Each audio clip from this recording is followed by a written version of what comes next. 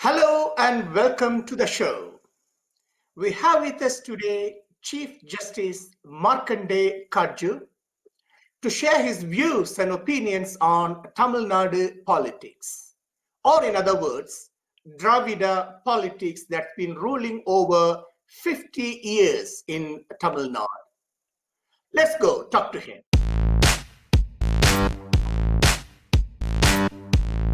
The Umpire.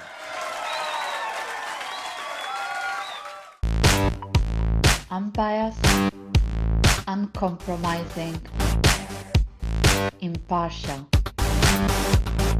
This show being exclusively on Tamil Nadu, may I start the show by greeting you in Tamil. Vanakkam. Welcome. You know, overnight you became a hero for Tamil Nadu people when you said, had there been a last birth, I must have been a Tamil. What made you say that? I can't really explain how that happened because, I'm a Kashmiri and Kashmir is just at the top of India, north of India, whereas Tamil Nadu is the southernmost state in India. And I've lived much of my life in UP. But when I was a student of Allahabad University from 1963 to 67, apart from pursuing my BA and LLB courses, I had taken a Tamil diploma course. I don't know how that happened. You took a Tamil diploma course? Yes, in Allahabad while I was doing BA and LLB, because I thought I should know my country, and the southernmost state is Tamil Nadu. So I took up a course in Tamil in the 60s. Then after completing LLB in 1967, I wanted to learn more Tamil. So I went to Annamalai University in Tamil Nadu, where I took up a spoken Tamil diploma course in 1967-68. Then later on in the year 2004, I was sent as Chief Justice of Madras High Court, and I made many friends there. And even when I was Chief Justice of Madras High Court, I tried to do my best for Tamilians.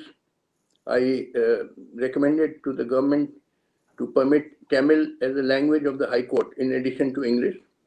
Wow. Because at present only English is recognized as the language of the Madras High Court officially.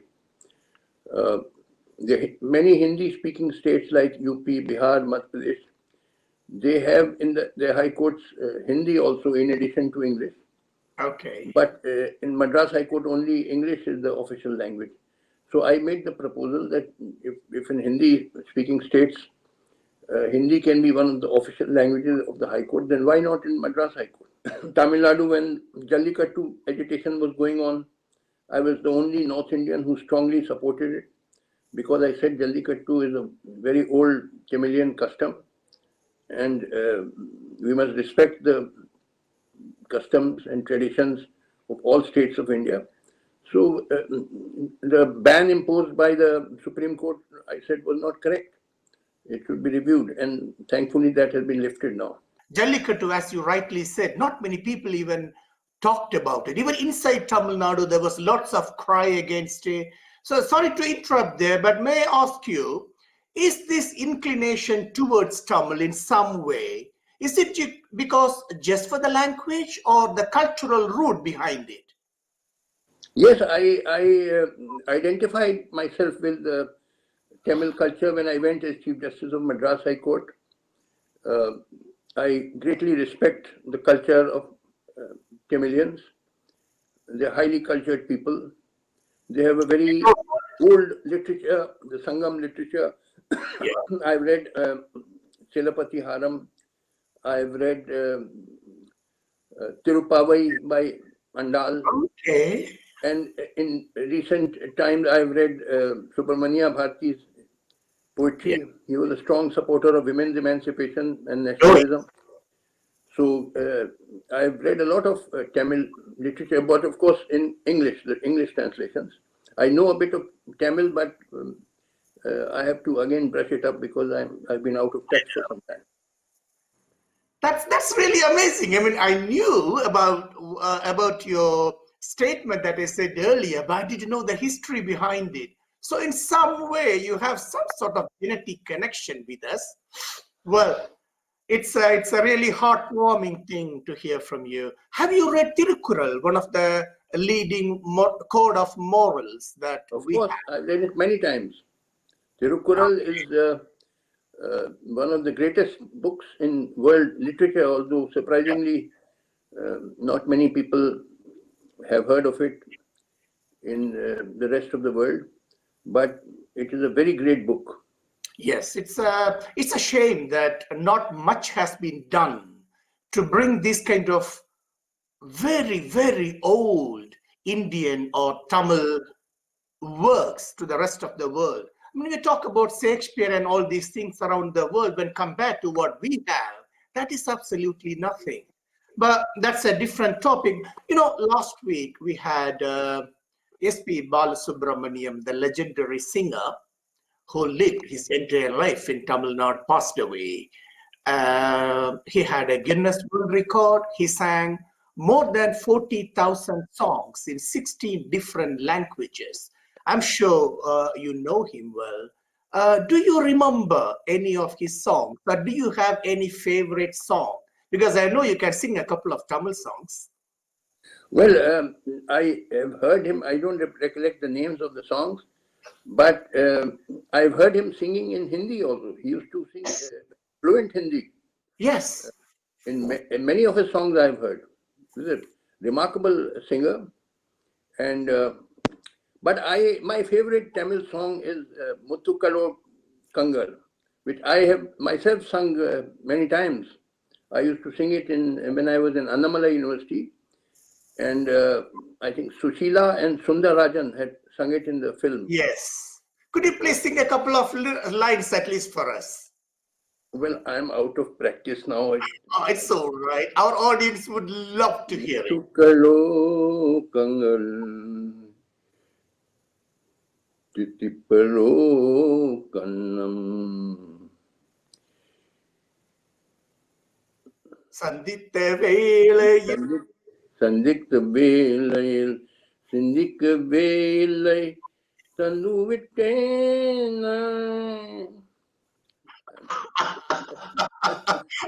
I'm sure there'll be lots of claps out there. It was really good, and you learned it in your 60s. Yes, I used to sing it often when I was in Annamalai University. And let me tell you one thing that I want to tell, because I've been recommending to Tamilians to learn Hindi when they take offense.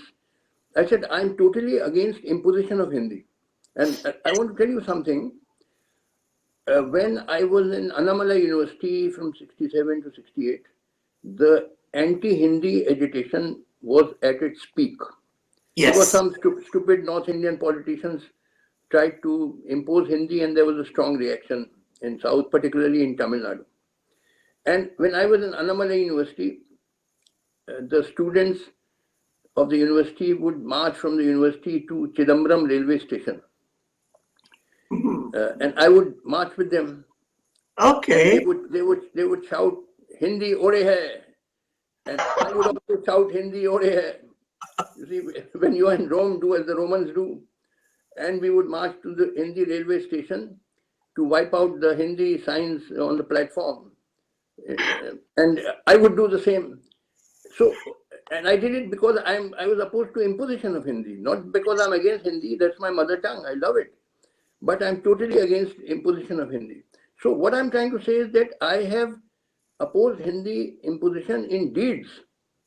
Whereas these Tamilians today, they only oppose it in words. I have done it in deeds. And yet they misunderstand me that I'm trying to impose Hindi. I've repeatedly said, look, I'm totally against imposition of Hindi. It should be voluntary. But I mean, it's kind of arguing with you in a way, because language is one of the main symbol of a culture, of a civilization. By imposing or putting another language on top of their mother tongue, do you think it's in a way destroys a civilization and a culture. I say this because British are a lot better, but you know world history, French, wherever they went, they destroyed the countries they occupied by imposing French and literally destroyed the local civilization, culture, language, everything. And it all started by imposing a language. And India, as you know, as a legal expert, the unity in diversity is our agenda, is our mantra. And we are so many different linguistic tribes, so many different culture and civilization. I know you don't agree with imposition, but putting Hindi over a regional or local language, do you think in the long run that will destroy the local culture? No, it will not. Firstly, let me tell you, I would like to promote all languages in India. Even the dialects, the government should help them, should promote them. They should not allow any language to die out that is closely connected to the culture. Absolutely, you are right. At the same time, you must understand Hindi has become the national language. See, English is known by just about less than 10% people in India. But Hindi is known by 75-80% people. When I was Chief Justice in Madras High Court, I once went to Madurai because we have a bench of the High Court in Madurai also.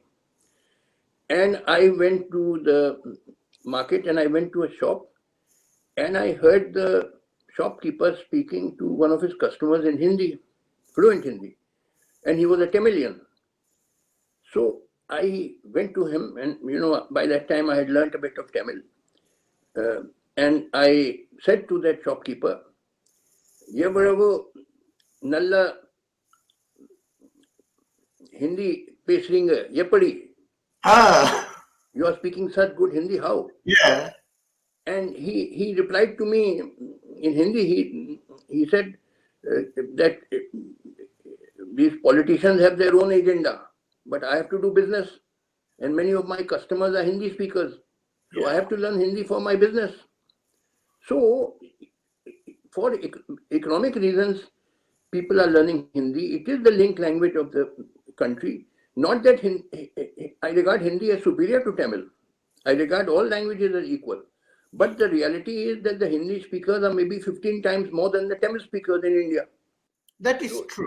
I tell Tamilians that, look, if you come out of Tamil Nadu, you may have a lot of problems. For example, if you come to Delhi and at the airport, you have to take a taxi or an auto to go to your hotel or wherever you're staying. Now, the taxi drivers in Delhi don't know English. The auto drivers don't know English. So you will have a lot of problems. So I said, look, I feel it is in your own interest to learn Hindi. And this is my opinion for practical reasons. But it is only a suggestion. If you think my suggestion carries sense, then accept it. If you think it does not carry sense, reject it. What is the problem? How am I imposing? But there's something, some bug in the head of many Tamilians that I keep saying I'm opposed to imposition of Hindi, and they say you are trying to impose Hindi. I have fought against Hindi imposition in deeds. I told you in Annamala University. You people only talk it in words. I opposed Hindi imposition in deeds. And yet you blame me for being a Hindi imposer. This is very wrong on the part of Tamilians. The Tamil media or generally in public say about this Hindi is because the North Indians do not know English, majority of them, but for the educated few, when they come to South, they don't have a choice. Even the modern day politicians of the ruling party, when they come over to the South, they don't have a choice to communicate with them. They can't speak English. They have to speak in Hindi. And the only way that can be relayed is by translation, which is why they are trying to make all one country, one language. But we saw that even in the 70s. Even Indira Gandhi tried it. Indira, it failed. But when it comes to a third language, because in Tamil Nadu, every state, we divided states by language, didn't we? So Tamil Nadu, Tamil, and the second language to be learned along with that happens to be English, which helps to go around the world. Now, the problem with the third language is people like, the upper middle income or middle income who live in the cities, it's a little bit easier for them to find the resources. But when you go to the remote villages, for a child to learn three languages at the age of 8 or 9 is practically impossible. And what happens then? The child will fail, because to pass a fourth or fifth standard, you have to pass all exams. So the child can pass in Tamil, science, maths, all taught in Tamil, perhaps one language is English. But if the child is imposed English and Hindi, it's very likely it will pass or fail in one of that. I mean, I live in London. I probably don't, but I am also from a village background. I grew up in a very remote village in southern part of India. I learned Hindi out of my own choice, even before I left India. Little bit. I can't talk to you because I left. My Hindi would be like your Tamil, perhaps, or even worse than that. So I am very happy for people to learn it if they want, or learn it for business or other purposes. But as you rightly said, imposition, that's what we are against. But when it comes to Tamil Nadu and your experience from the 60s, you saw the growth of Dravida Party then, isn't it? I mean, that's when the Dravida Party was gaining momentum. Is it in the early 60s that you came to Tamil Nadu first time? I came to Tamil Nadu for the first time in 1967. Oh, that's when the Dravida Party came to power. Yes, that's right. So you saw the real resurgence of a Dravida Party and so kind of annihilation of Congress Party in Tamil Nadu. You lived there to see it. Yes, that's right. I mean, now that you have the entire history of the last 53 years of Dravida politics in Tamil Nadu, and you have seen Tamil Nadu in the 60s as well, do you, in your personal opinion, think Tamil Nadu has moved forward, backwards, or stagnant because of Dravida parties? See, I want to tell you, first of all, we have to get our concepts clear. The test of every political system or every political activity is one and only one. And that is, does it raise the standard of living of the people? Does it give people better lives? So, in Tamil Nadu, the only politician I really respected was Kamraj. He was chief minister for many years, and he developed the educational system in Tamil Nadu. He opened up engineering colleges. He started industries. He is the man, and he was so upright that the story is, I don't know how far it is correct, that his mother used to live, she was a widow, she used to live in some village, and the municipal authorities installed a municipal tap in her house so that she could get water. There was no tap in her house. But when Kamraj came to meet his mother and he found a municipal tap, he said this must be immediately removed, because municipal tap is only for public use, not for private use. So although his mother had no other tap, but he got that tap removed. I mean, such an upright politician. Can you have such politicians today? I don't have respect for Anna Durai or Karunanidhi or anybody. These people were demagogues. They just took advantage of this anti-Hindi sentiment to come to power, to get votes. They did very little to uplift Tamil Nadu and improve the standard of living of the people of Tamil Nadu. They just wanted power, and they got power by this anti-Hindi agitation. Annadurai and Karunanidhi came to power because of E.V. Ramasamy Periyar, because he is the person behind the whole Dravida uprisal. The British policy was divide and rule. And British were very clever administrators. They wanted to divide the people of India. So he propagated anti-Brahmin sentiment. He would say that That's a famous statement attributed to him. I don't know how far it is correct. That if you see a Brahmin or a snake, then kill the Brahmin. He's more dangerous than the cobra. Then he would, abuse Lord Ram and others who were respected by many people. I mean, why should you respect some god which many people respect? But he would openly, I believe in Marina Beach, he broke his idol or something like that. But he was a British agent. You see, it's all, I mean, you people must use some brains. When will you get brains? Don't you have any understanding of what was going on during British rule? The whole game was divide and rule.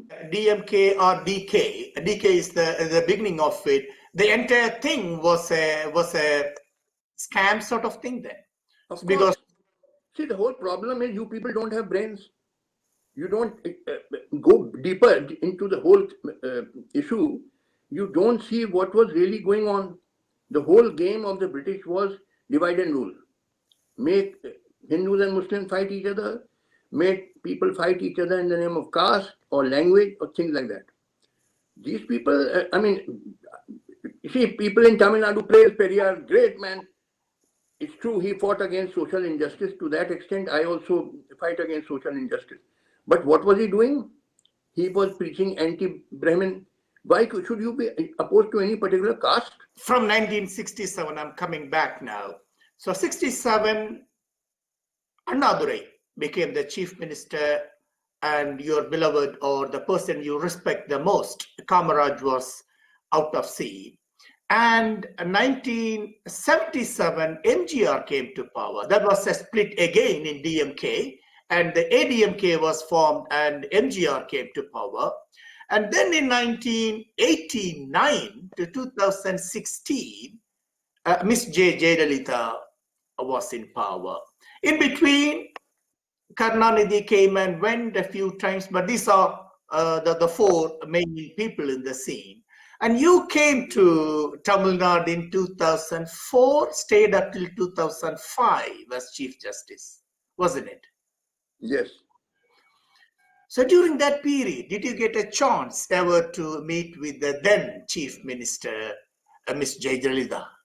No, I made it a point when I was Chief Justice, I will not meet either Jayalalitha or Karunanidhi. Oh, is that a personal choice that you made? I never went to meet either of these two leaders of their respective parties.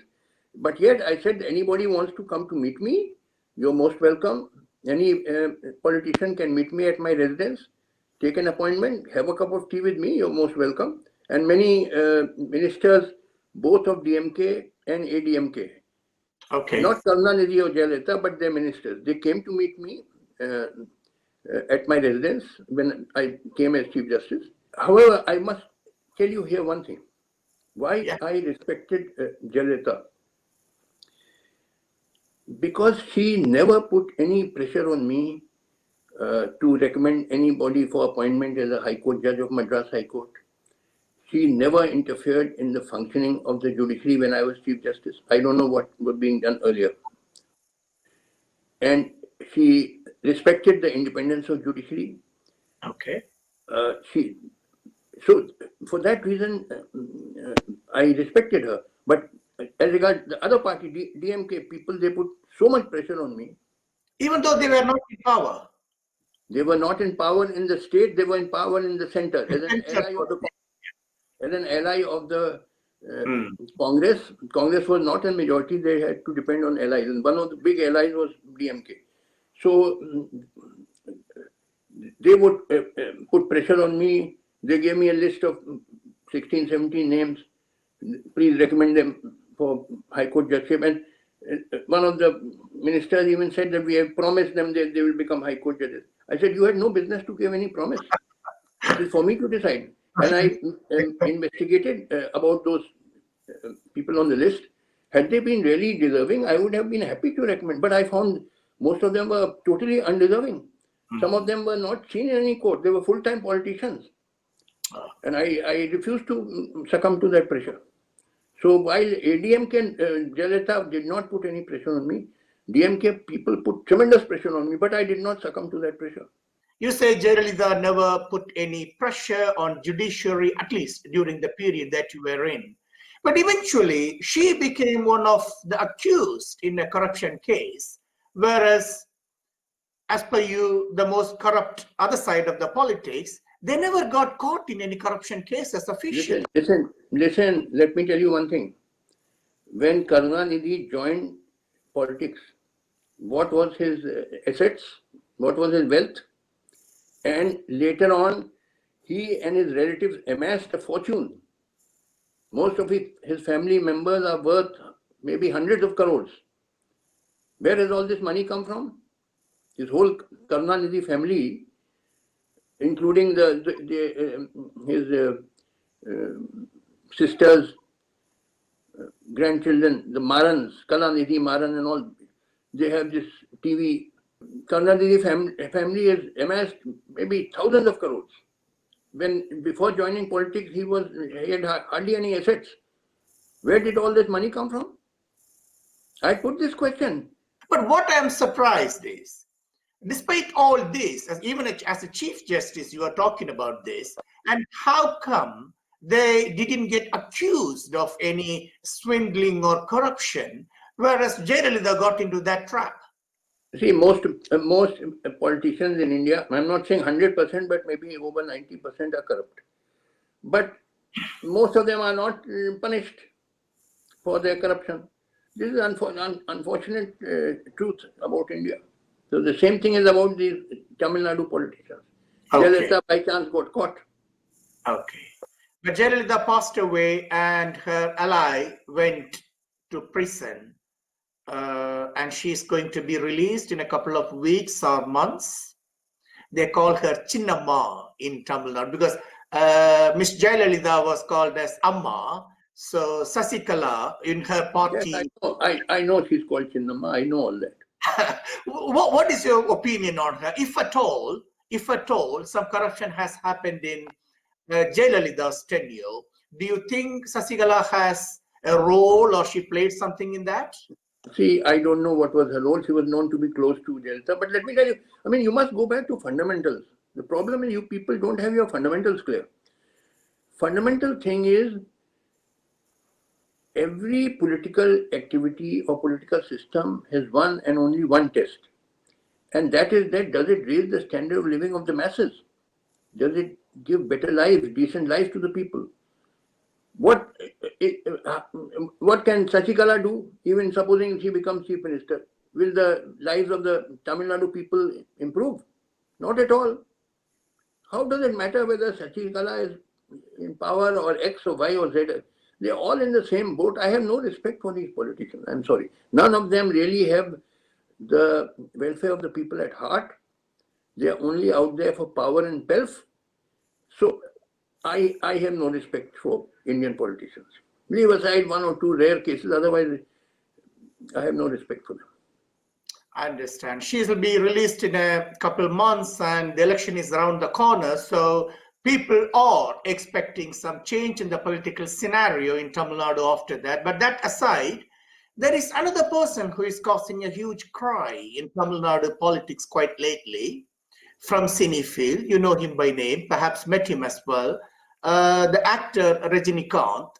I mean, he's been saying for, I don't know, 20, 25 years that I'm coming to politics. Never happened. Now he's quite old, maybe don't have a long term in film anymore. And it looks like he may be coming into politics or active politics before the coming local election. What do you think about him? See, how will he improve the lives of the Tamilian masses? I mean, you people have nothing in your head. I've repeatedly been saying that the test of every political activity is, does it raise the standard of living of the people? How will Rajinikanth raise the standard of living of the Tamilian people? Just because he's a film star? I mean, is there something wrong with you people? You don't know, you don't have basic common sense. How does it matter whether Rajinikanth or Kamal Hassan, XYZ, how does it matter? I mean, you people are fond of film stars. You don't see the basic thing that these people have nothing to do with the welfare of the people of Tamil Nadu. That they have no ideas how to improve the lives of the people of Tamil Nadu. And yet, because they are film stars, you people are, besotted and bewitched. What was there in MGR? Except that he was a dramatist. Yeah. He was another fraud like Annadurai or any of these people. They have nothing in them. They have no scientific ideas of how to uplift the lives of the masses and give people decent lives, better lives. But yet you people are, totally attached to them. I mean, is there something wrong with you people? That you like film stars as your political leaders? There's something seriously wrong with you people. I mean, you don't have elementary common sense. Elementary common sense should tell you that these film stars or these people will not raise the standard of living of the Tamilian people, who are, many of them are living in great poverty. They are farmers' education and all that. How will it, what scientific ideas has Rajinikanth got or Kamal Hassan got or any of these fellows? Absolutely no. They have nothing in their heads. Totally without any brains, no scientific ideas, and yet you people are, that's why I'm saying there's something wrong here. So why do you think these film actors are trying to enter politics either? Is there a reason behind it? Because, you see, unfortunately, the people of India, not only Tamil Nadu, most part of India, have very backward mindsets. They are emotional, they are not rational, they get carried away by film stars and so on. Many of the film stars are members of parliament like Hema Malini and all. What is there in Hema Malini? How has she improved the lives of the people? So most people in India, they are superficial, they have very backward mindsets, and they are emotional, they get carried away by all this. And that these politicians take advantage of that. Many of them are film stars because, once you become a film star, famous film star, you become popular with the masses. They go to see films. Films is also one of the opium of the Indian masses. Yeah. It was said religion is the opium of the masses, but in India there are several opiums. One is cricket. Yeah. Cricket is an opium. You see, the Roman emperors used to say that if you cannot give the people bread, give them circuses, keep them involved in, so that they forget their miserable plight. Entertainment. So in India, give them cricket, give them Bollywood, give them films, give them astrology. So there are several opiums. Keep people drugged so that they forget their miserable plight, at least for some time. Sure. You said about your high respect for Miss Jayalalitha. Now she's no more. And after her, we got this Mr. Edapadi Palanichami as the Chief Minister for Tamil Nadu. He's been there for a couple of years, perhaps until the end of his tenure. Do you see a change in Jayalalitha? I mean, the period when Jayalalitha was in power, the one now Edapadi Palanichami is in. Do you see a big shift in the way Tamil Nadu politics has changed? I don't see any shift. You see, it's not a question of shift in politics. The question is about shift in the standard of living of the masses. The question you should put is, has the standard of living of the Tamilian masses improved under the present Chief Minister? And the answer is no. It is as bad as it used to be. Even though it was as bad as it was, the statistics say that still Tamil Nadu is one of the topmost states in the entire India. As for industrialization, in the year 2019-20, it has even beaten Maharashtra, become number one. I mean, as a Tamil, I have a lot of frustrations than you about the current politics there. But if Tamil Nadu is doing this good, doesn't mean the rest of India is really bad? Listen, it is all the gift of Kamraj. Whatever Tamil Nadu is today is because of the great Kamraj, whom I highly respect. He was the person who set up a massive educational system in Tamil Nadu. Engineering colleges, other colleges. He set up industries. You are all reaping the harvest sown by Kamraj. But we had a great leader in him It is true that Tamil Nadu is more developed than other states, but person responsible is Kamraj. It is not Anna Durai or Karunanidhi or these fellows. It is Kamraj. He's established the base. And in fact, Jawaharlal Nehru, the Prime Minister, he made an open statement, you can see it on Google, that Tamil Nadu is the best administered state in India. When Kamraj was Chief Minister, Pandit Nehru said this, that Tamil Nadu is the best administered state. Not just Kamraj, but also his cabinet was primarily very clean. So when there is a clean man as a leader, the cabinet around him, the people around him will also be clean. I mean, Yes. who is? And when you are corrupt, the people around you will also be corrupt. I mean, it goes as a chain reaction, perhaps, not just Tamil Nadu, around the world, around India, everywhere. Now, the elections are just around the corner. And political parties are already talking about alliances and who is going to win, who is going to lose. Do you think BJP will make alliance with the current ADMK party? They may, but BJP does not have much of a hold in Tamil Nadu. Really, the only parties which count are DMK and ADMK. How will it improve the lives of the people?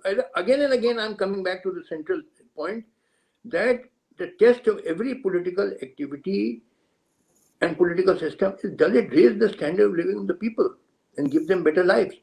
So neither DMK nor ADMK, if they come to power, will give people better lives. So it is irrelevant. I find these elections are all irrelevant. It will not matter. Whoever comes to power will only be bothered about filling his pocket. They are only interested in power and wealth. They have no genuine love for the people, like Kamraj had. You already said about your views on democracy, so you don't believe that an election-based system is going to make any change for the common people in India and in Tamil Nadu as well. But that's all we have right now. So in the next few months, Tamil Nadu people have to face the election.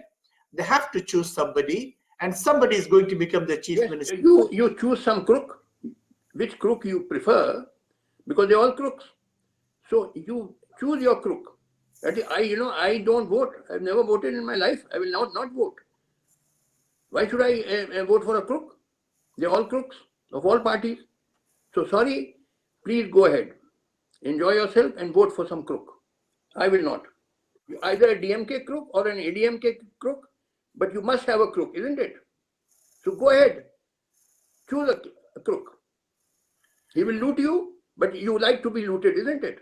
Tamil Nadu politics, and here you heard about Justice Katju's views on democracy in general, about his love and respect for Kamaraj, and how Dravida party has brought the entire Tamil Nadu into decline, according to him, and lots of his views on what the elections are going to be. He doesn't really care who is going to win, mainly because he don't think it's going to make any change at all. Well, he has no faith in democratic election politics at all. He has made that very clear to us. But we thank you very much for your time talking about this Tamil Nadu politics. And do you see any ray of light or hope at all for Tamil people from the political perspective? No, I don't. It's a I'm very sorry to say that I've become pessimistic, but it's not just Tamil Nadu. The whole country is going downhill. Whole economy has been shattered. Crores of people, tens of millions of people have lost their jobs. Things are going down. See, if the economy is doing well, then broadly everything will be doing well. But if the economy is doing badly, then broadly everything will be doing badly. In India, the Indian economy is sinking, and that would include Tamil Nadu also. So things are going downhill. I'm sorry to say I don't see any ray of hope in the near future. Maybe after 10 years or so, but in near future things are going to get worse and worse. And we thank you for your time on this, and we will do another show on a different topic very soon. Stay tuned with us. Thank you. Nandi Vanakkam. Vanakkam, Nandri. The Umpire.